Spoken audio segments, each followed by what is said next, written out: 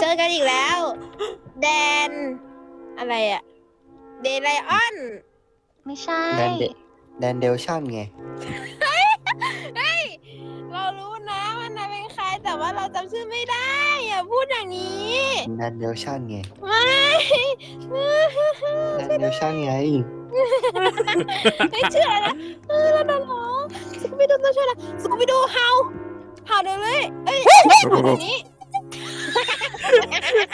พี่คะขอตังค์หน่อยได้ไหมคะ ไม่มีเลยอ่ะ 2 บาทแล้วได้พี่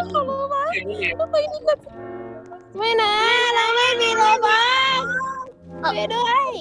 เราจนแล้ว เราไม่มีช่วยด้วยไปดูเห่าเลย